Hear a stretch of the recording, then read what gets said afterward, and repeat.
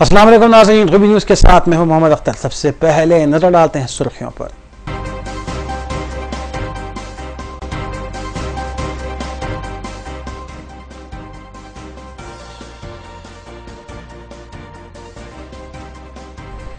आंध्रा जजेस के अलॉटमेंट के खिलाफ और हाई कोर्ट की तक़सीम के मुतालबे के साथ तेलंगाना वकला का एहतजाज जारी। चलो हाई कोर्ट रैली को पुलिस ने नाकाम बनाते हुए कई एहतजाजी वकला को किया गिरफ्तार।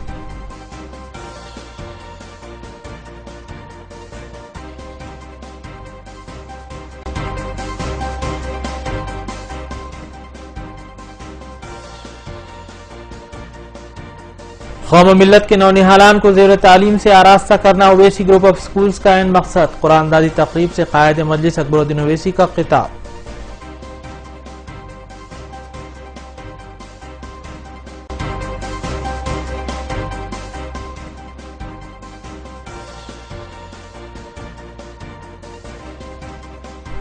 रियासी वजीर बलदी नज़्म व नसक़ के टीआर ने GHMC के मुख्तलिफ इलाकों का अचानक किया दौरा। शहर के बलदी मसाइल से मुताल्लिक़ जायजा इजलास। शहर में सड़कों की हालत पर अदम इत्मीनान का इजहार।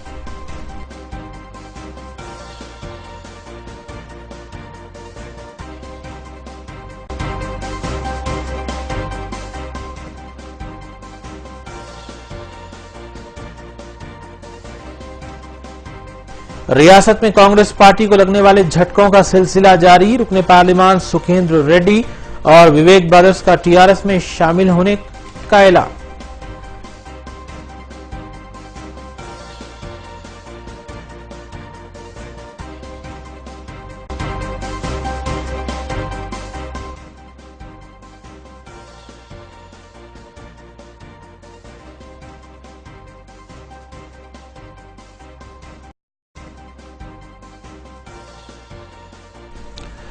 अब खबरें तफसील से।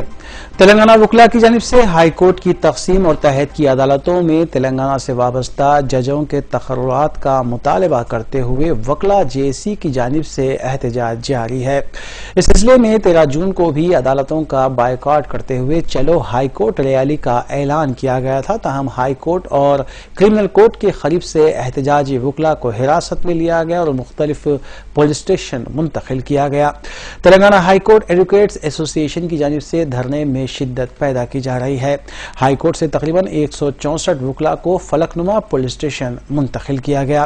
कमिश्नर पुलिस हैदराबाद ने किसी भी एहतजाजी रैली की इजाजत नहीं दी थी और खिलाफ वर्जी पर यह कार्रवाई की गई।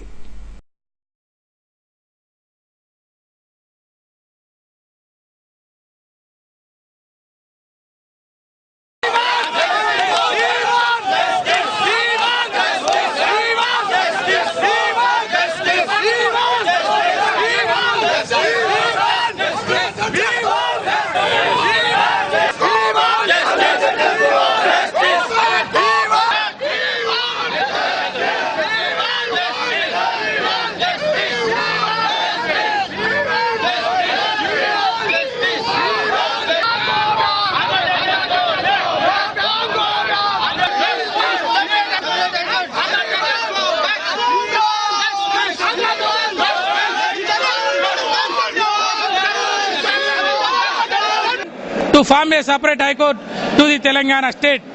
According Article 214, there shall be a separate High Court to the each state. But after lapse of more than 700 days, the central government has not formed a separate High Court to the Telangana state. It is a 100% violation of the Indian Constitution. It is the against the will and wish of the Telangana people. Our Honorable Chief Minister offered to the Telangana జడ్జీలు వాళ్ళ option ను మార్చుకొని ఆంధ్ర ప్రాంతానికి వెళ్ళిపోవాలని demand చేస్తున్నాం. Telangana advocate చేసి demanding to central government should form a separate High Court to the Telangana state. Otherwise, Telangana advocate JSC will fight against the government of India. Today, our Honorable Chief Minister made a representation to the Chief Justice of India as well as the Prime Minister of India. Several times, our Parliament members, they have raised their voice inside of the Parliament and outside of the Parliament. Till today, they have not taken any decision to form a separate High Court to the Telangana state. According Article 214, there shall be a separate high court to the each state. But after lapse of more than 700 days, the central government has not formed a separate high court to the Telangana state. It is a 100% violation of the Indian Constitution. It is against the will and wish of the Telangana people. Our Honorable Chief Minister offered to the Telangana state, if they want present building, we are ready to give complete building. If they want separate building in Hyderabad, we are ready to provide another building. If they want 2 courts in present building, we are ready to bifurcate 2 courts in present building. Till today, the Chandrababu Naidu has not responded to form a separate high court to the Telangana state as well as the Andhra Pradesh state. Always, the Venkaiah Naidu saying the NDA government for good governance and for accountability, for transparency. Today, Telangana advocate JC questioning the Chandra. Owaisi school of excellence के तहत चलाए जा रहे इदारों में दाखिले कुरानंदाजी के जरिए दिए जाते हैं। इस सिलसिले के तहत जमाल कॉलोनी वाक़ रियासत नगर के ओवैसी स्कूल ऑफ एक्सलेंस में दाखिलों के लिए नूरुद्दीन ओवैसी ने खुरान निकाला, जिसके जरिए 120 बच्चों को दाखिला दिया गया। इस कुरानंदाजी तकरीब में क़ायद मुक़न्ना Majlis Akbaruddin Owaisi, director Owaisi school of excellence group Ayesha Rubina के अलावा मजलिसी डिवीजन कॉरपोरेटर्स, स्कूली असातिज़ा, तलबा के सरपरस्तों के अलावा दीगर भी मौजूद थे। तकरीब कुरानंदाजी से क़ायद मजलिस अकबरुद्दीन ओवैसी ने तफसीली खिताब भी किया।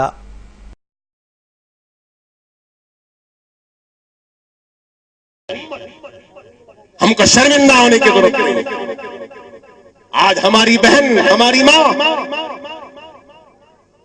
बुर्खा पहनने को शर्मा रही है, तो कई नौजवान बच्चे सरों पे टोपी पहनने को शर्मा रहे हैं, क्योंकि दुनिया मुसलमान की तरफ नफरत से देख रही है, तो वो इस दुनिया की नफरत में शरीक होना नहीं चाहते। अफसोस है ऐसे नादान लोगों पर। अरे तुम क्यों डरते हो किसी से, क्यों घबराते हो किसी से?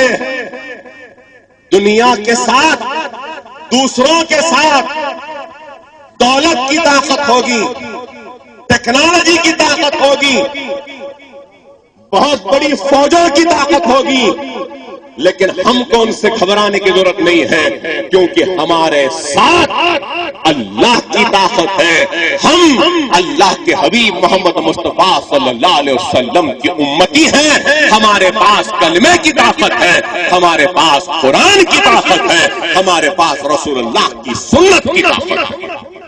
हमको किसी से डरने की जरूरत नहीं है। मैं बार बार कहता हूं, मेरी बात बुरी दिखेगी, मुझे खुशी भी है आज, तो अफसोस भी है कि हर साल मैं देखता हूं कि अपने बच्चों के मुस्तकबिल को संवारने की फिक्र, जिद्दोजहद और तड़प मैं सिर्फ मां में देखता हूं, बाप में नजर नहीं आती। आज क्यों इस मजमे में सिर्फ खवातीन नजर आ रहे हैं? आइंदा साल से मैं उसी बच्चे को दाखिला दूंगा जो बच्चा अपनी मां और अपने बाप के साथ आएगा। अगर बाप के पास फुर्सत नहीं है औलाद की तालीम के लिए वक्त निकालने की, तो हमारे पास भी कोई ख्वाहिश नहीं है ऐसे बाप के बच्चों को पढ़ाने की। मां बाप को वक्त देना पड़ेगा। क्यों सिर्फ मां ठोकर खाते फिरे? क्यों सिर्फ मां ठोकर खाते फिरे? क्यों सिर्फ मां 2-2 घंटे यहां बैठे रहे? क्यों सिर्फ एक मां अपने बच्चे के मुस्तकबिल की फिक्र करे? क्या बाप की जिम्मेदारी नहीं है? क्या बाप की अमरत की जिम्मेदारी नहीं है? है जिम्मेदारी, आना चाहिए। और आप लोगों से भी कहूंगा कि आप भी आइंदा अपने शोहरों को, अपने शोहर को मजबूर करिए कि वो आए, अपने बच्चों की जिंदगी और मुस्तकबिल में शिराकतदार बने, फिक्र करें। किसी भी औलाद की तरबियत की जिम्मेदारी सिर्फ मां से पूरी नहीं होती। किसी भी औलाद की तरबियत की जिम्मेदारी सिर्फ बाप से पूरी नहीं होती। औलाद की तरबियत की जिम्मेदारी मां और बाप पे बराबर होती है। और आज खैर मुझे खुशी है कि चलो इतने माओं में तड़प है, जुस्तजू है, ख्वाहिश है अपने बच्चों को तालीम के जेवर से आरास्ता करना, लेकिन कई ऐसे खानदान हैं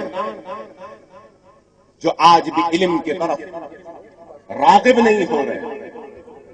अरे क्यों नहीं जाते तालीम के लिए? आज आते हैं लोग मुझसे पूछते हैं, अकबर साहब हम परेशान हैं, आप इतना देते हैं गरीबों को, हमारे घर में अनाज डाल दीजिए। मैं परेशान हूं, कुछ पैसे दे दीजिए। अरे मैं अनाज डालूंगा तो कितने महीने का डाल सकता हूं? 1 महीने का, 2 महीने का, 3 महीने का, 4 महीने का। अगर मैं पैसे दूंगा तो कितना दूंगा? 1000, 2000, 5000, 10,000 और क्या दूंगा? कितने दिन 10,000 चलेंगे? कितने दिन अनाज चलेगा? अरे ना दौलत चलेगी ना अनाज चलेगा। अरे तुम किसी के सामने बगैर हाथ फैलाए अपने ही इल्म, अपनी काबिलियत, अपनी सलाहियत और अपने हुनर के जरिए अगर अपने घर को ताहयात चलाना चाहते हो, किसी के सामने हाथ फैला के मांगना नहीं चाहते, तो आओ अकबरुद्दीन ओवैसी हमारी हर बच्ची, हमारी हर बहन, हर मां को तालीम के जेवर से आरास्ता करने तैयार है, हुनर के जेवर से आरास्ता करने तैयार है, सलाहियत देने तैयार है। आओ कारचौक का काम सीखो, आओ एम्ब्रॉयडरी का काम सीखो, आओ मेहंदी डिजाइनिंग का काम सीखो, आओ कर्टन मेकिंग का काम सीखो, आओ छोटे बच्चों के कपड़े बनाने का हुनर सीखो, आओ शर्ट बनाना सीखो, आओ शर्ट शलवार सीना सीखो, अरे आओ ब्यूटिशियन का कोर्स सीखो, आओ नेल पॉलिशिंग सीखो, आओ किस तरीके से दुल्हन को सजाया जाता है सीखो। हम सिखाने तैयार हैं, एक पैसा देने की जरूरत नहीं है, सिर्फ आओ हम सिखाएंगे और उसके बाद आप कमा के अपनी जिंदगी को अच्छी बनाओ। क्या इतना भी नहीं कर सकते? क्या इतना भी नहीं कर सकते? आप बताओ। अरे आज एक आदमी अपनी तरफ से अपनी कौम और अपने हबीब के उम्मतियों के लिए लुटना तैयार है और ये कौम उसको लूटने तैयार नहीं है, तो इससे अफसोसनाक बात और क्या हो सकती है बताइए। अरे आओ अपने जिंदगियों को संवारो, अंधेरों को निकालो, नए उजालों को लाओ। अरे ये जिद्दोजहद होनी चाहिए। कई नौजवानों को देखता हूं, बच्चों को, रातों में चबूतरों पे बैठे हैं, ठीठी ठाठा करते बैठे हैं, हंसी मजाक करते बैठे हैं। अरे पूरी जवानी क्या ठीठी ठाठा, होटलों की चाय नोशी और आवारा गर्दी में ही खत्म कर दोगे? अरे नौजवानी है, जवानी है, ताकत है, कुव्वत है, तो अपने बूढ़े माँ बाप के लिए कुछ करो, अपनी बहन के लिए कुछ करो, अपनी जिंदगी के लिए कुछ करो। कब तक माँ बाप पे बोझ बन के बैठे रहोगे नौजवानों?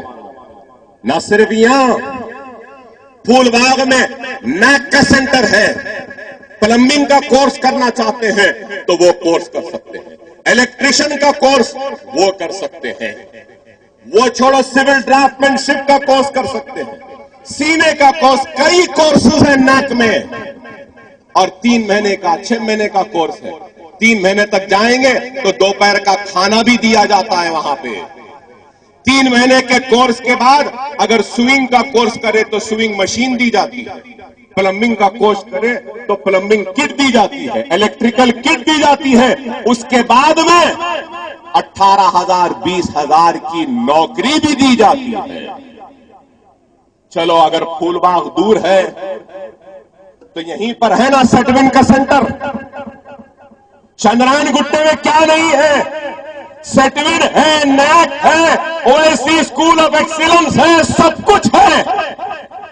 फिर भी आज मेरा मुसलमान सबसे पीछे क्यों है? ये मेरा सवाल कि हमारे पास शऊर नहीं है, हमको आराम की जिंदगी चाहिए, रातों रात दौलतमंद बन जाना चाहिए, मुफलिसी खत्म हो जानी चाहिए, खुशहाली आ जाना चाहिए।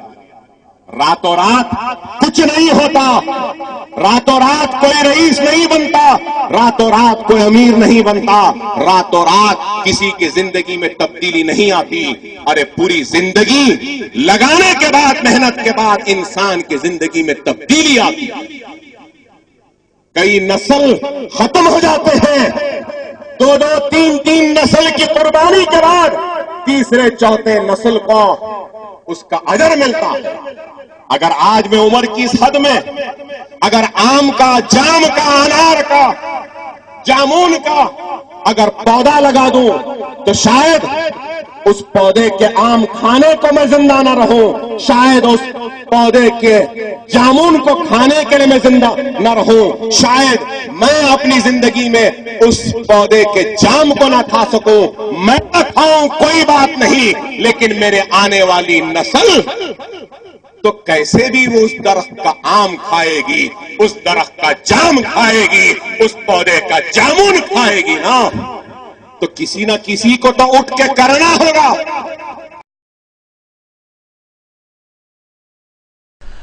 वज़ीर आईटी केटी रामाराव ने जोबली हिल्स हल्के असम्बली में श्रीनगर, यूसुफगढ़ और दीगर मोहल्लेजात का दौरा करते हुए शाहराहों की तामीरी कामों का जायजा लिया और अहदेदारों को जरूरी हिदायतें दी। बादअज़ा उन्होंने कहा कि 100 दिन के एक्शन प्लान के तहत हैदराबाद को आलमी सतह का शहर बनाने के लिए तेजी के साथ इक़दाम किए जाएंगे। इस मौके पर greater Hyderabad mayor B Ram Mohan और डिप्टी मेयर बाबा फसीउद्दीन और दीगर भी मौजूद थे।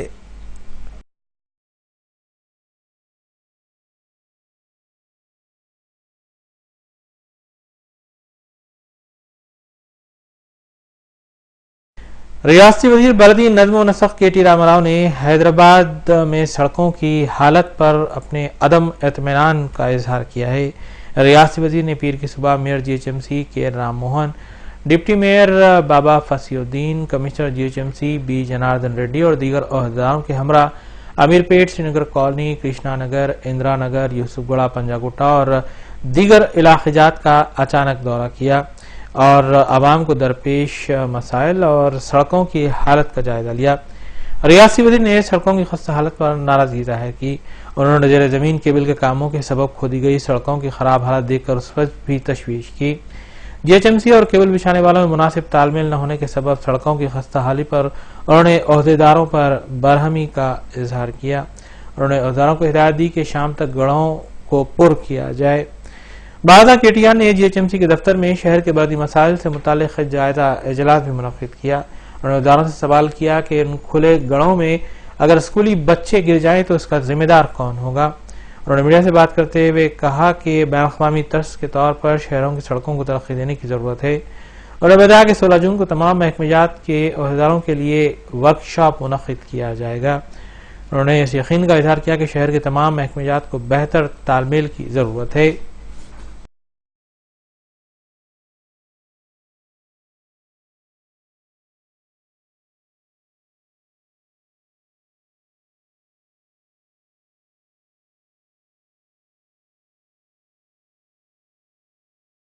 అంటే ఖచ్చితంగా మా ఆలోచనలో కూడా అధికారుల ఆలోచనలో కానీ ప్రభుత్వ ఆలోచనలో కానీ GHMC ఆలోచనలో కానీ ఖచ్చితంగా సమూలమైన మార్పులు రావాలి.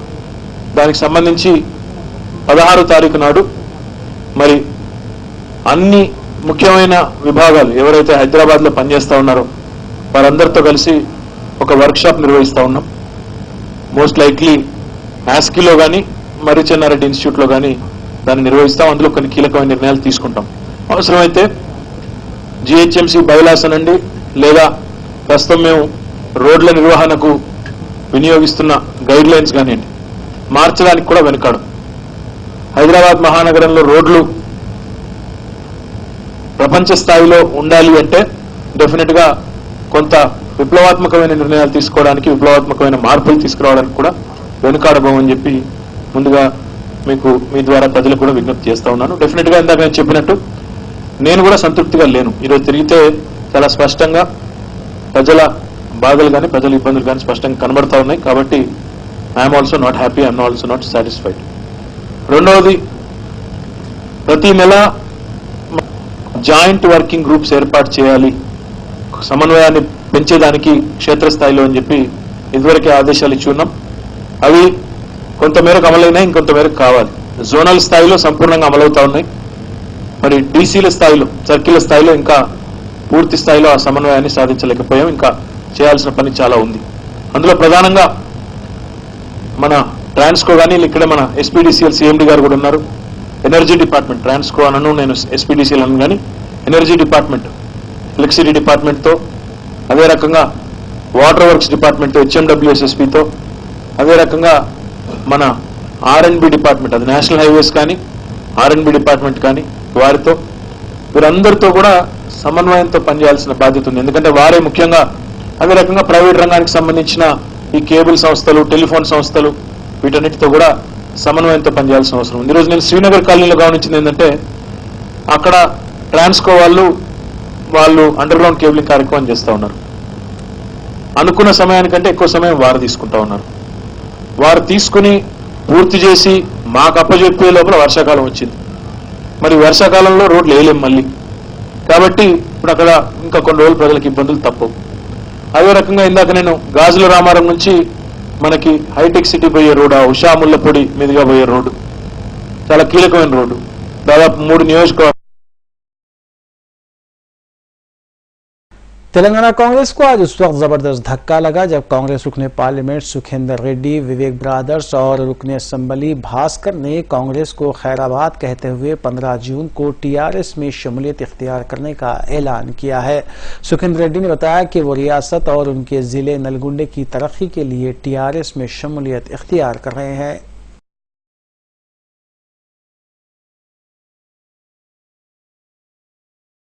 तेलंगाना कांग्रेस को आज उस वक्त जबरदस्त धक्का लगा जब कांग्रेस के पार्लिमान सुखेंद्र रेड्डी और साबिका रुकने पार्लिमान विवेक, साबिका वजीर विनोद और रुकने असेंबली भास्कर ने मीडिया से बात करते हुए इस बात से वाकिफ करवाया कि वज़ीर-ए-आला के चंद्रशेखर राव से 15 जून को मुलाकात करते हुए टीआरएस में शमूलियत इख्तियार करेंगे। सुखेंद्र रेड्डी ने बताया कि वज़ीर-ए-आला के चंद्रशेखर राव की जानिब से गुज़िश्ता 2 सालों के दौरान जो इक़दामात किए जा रहे हैं उसको देखते हुए और रियासत की तरक्की और अपने जिले नलगुंडा की तरक्की के लिए टीआरएस में वो शामिल हो रहे हैं और जरूरत पड़ने पर पार्लियामेंट की नशिस्त से भी वो इस्तीफा देंगे। साबिक पार्लिमान विवेक और साबिक वजीर विनोद ने बताया कि वो हुकूमत की जानिब से डबल बेडरूम फ्लैट्स और दलितों को 3 एकड़ अराजी की फराहमी और दीगर इक़दाम से मुतासिर हुए हैं और यही वजह है कि वो टीआरएस में शामिल हो रहे हैं।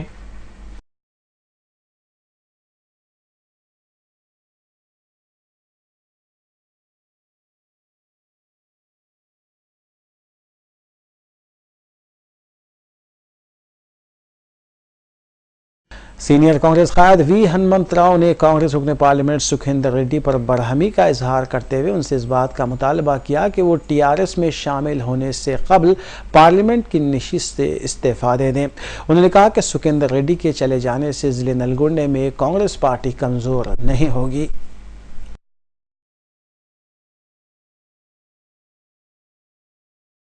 सीनियर कांग्रेस कायद वी हनुमंत राव ने मीडिया से बात करते हुए कांग्रेस में पार्लियामान सुखेंद्र रेड्डी पर बरहमी का इजहार किया और उनसे मुतालबा किया कि टीआरएस में शामिल होने से कबल वो पार्लियामेंट की नशिस्त से इस्तीफा दे क्योंकि राय दहिंदों ने उन्हें कांग्रेस के इंतखाबी मंशूर पर मुंतखब किया था। उन्होंने कहा कि सुखेंद्र रेड्डी के अफराद खानदान को आपाशी प्रोजेक्ट के तामीरी कामों की जिम्मेदारी देने और दीगर लालूच की वजह से वो टीआरएस में शामिल हो रहे हैं। उन्होंने बताया कि सुखेंद्र रेड्डी के पार्टी छोड़ने की वजह से नलगुंडा में पार्टी कमजोर नहीं होगी क्योंकि वहां उत्तम कुमार रेड्डी, जाना रेड्डी और कोमट रेड्डी ब्रदर्स मौजूद हैं।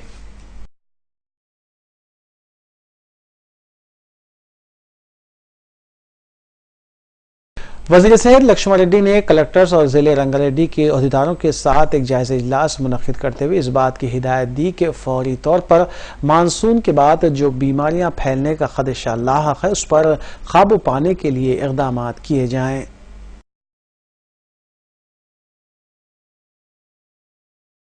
रियासती वज़ीर सेहत लक्ष्मण रेड्डी ने डिस्ट्रिक्ट कलेक्टर्स और रंगारेड्डी के अहदेदारों के साथ एक जायजा इजलास तिब्बी मामलात को लेकर मुनक्किद किया और अहदेदारों को इस बात की हिदायत दी कि वो फौरी तौर पर मौसम बरसात के बाद जो बीमारियां लाहक होती हैं उस पर काबू पाने के लिए इक़दाम करें ताकि किसी किस्म की बीमारी का खासकर बच्चों को लाहक न हो, इसके लिए एहतियाती तदाबीर इख्तियार किए जाएं।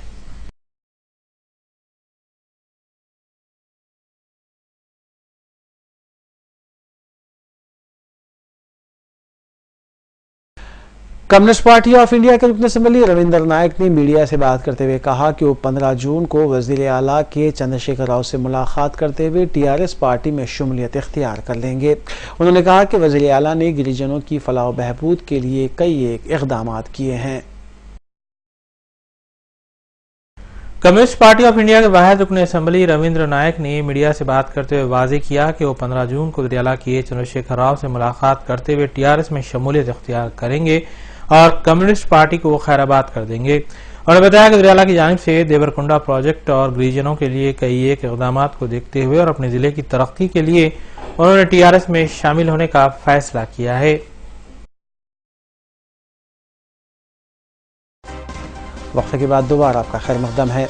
किंग कोठी में वाक़ तारीखी मस्जिद जूदी की आहतपाशी और दीगर तामीरी उमूर को लेकर कई मरतबा वक्फ बोर्ड में भी दरख्वास्तें दी गई, ताहम इस सिलसिले में कोई कार्रवाई नहीं की गई। तारीखी मस्जिद के मुसल्लिम मोबिन अरब ने बताया कि इस सिलसिले में नायब वज़ीर आला तेलंगाना मोहम्मद महमूद अली से भी कई मरतबा दरख्वास्त की गई, लेकिन उनकी हिदायत के बावजूद वक्फ बोर्ड CEO ने बजट जारी नहीं किया। मोबिन अरब ने बताया कि वो अपनी जेब से ताहाल 2.5 लाख रुपए खर्च कर चुके हैं, लेकिन रियासती वक्फ बोर्ड इस सिलसिले में तसाहुली बरत रहा है। मैं मुनीर किंगकोटी शेर गेट से रहने वाला हूं और डिप्टी CM साहब महमूद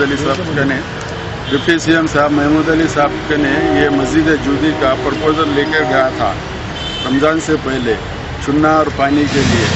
अच्छी बात है बोलते ये पेपर लिख के दिए और देने के बाद में जो है ना अभी तक जो है ना निज़ाम के बदौलत ये TRS पार्टी आई है और उनकी मस्जिद को हर साल आते महमूद अली साहब और चादर चढ़ा के जाते और जाने के बाद में ये लिख के दिए हैं। देखिए ये डिप्टी CM साहब जो लिख के दिए, ये जो है कलेक्टर लिख के दिए।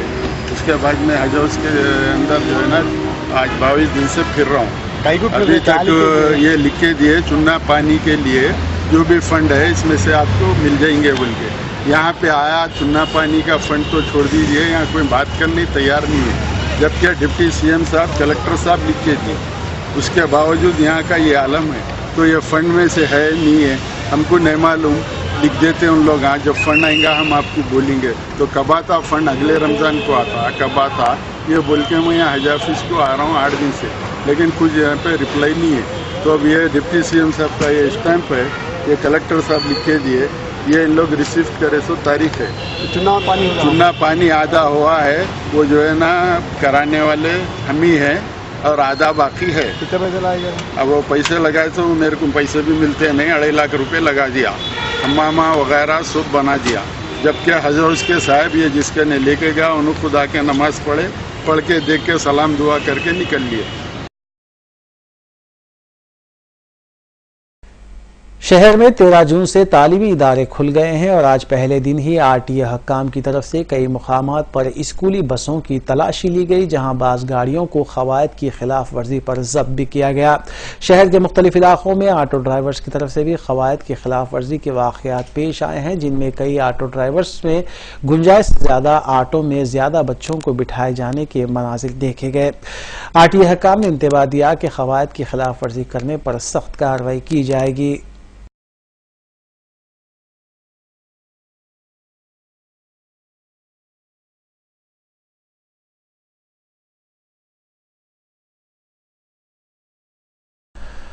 वज़ीर animal husbandry T Srinivas Yadav ने बताया कि तेलंगाना TRS हुकूमत रियासत में छोटी सनतों को फ़रोग़ देने के लिए संजीदगी के साथ इक़दाम कर रही है, जिससे कई नौजवानों को मुलाजिमतें हासिल होंगी। उन्होंने कहा कि मवेशियों से मुताल्लिक़ भी हुकूमत इक़दाम कर रही है।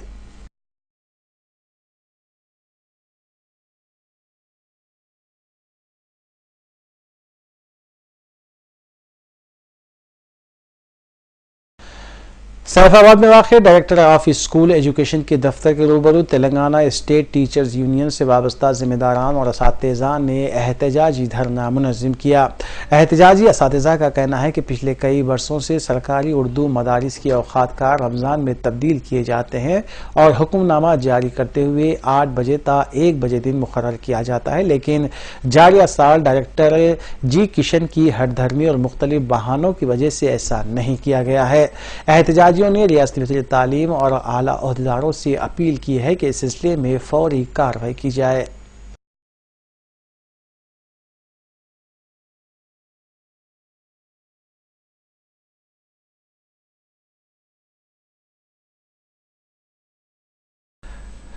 रमज़ान मुबारक की मुनासिबत से रोबी चैनल पर खुसूसी लाइव प्रोग्राम्स की पेशकशी जारी है। सहर के औक़ात में सहरी टाइम के अलावा दिन में 3 ता 4 बजे महफिल नात और 4 ता 5:30 सात शाम एहतमाम रमज़ान के उन्वान से लाइव प्रोग्राम पेश किए जा रहे हैं। सहरी टाइम और एहतमाम रमज़ान में मुफ्तियान इकराम, उलमा इकराम और मशाइख़ीन निज़ाम रमज़ान और रोज़ों के मसाइल पर तफसीली रोशनी डालते हुए नाज़रीन के सवालात के जवाब दे रहे हैं, जबकि महफिल नात प्रोग्राम में सना खान रसूल बारगाह रिसालत माब में नजराने अकीदत पेश कर रहे हैं।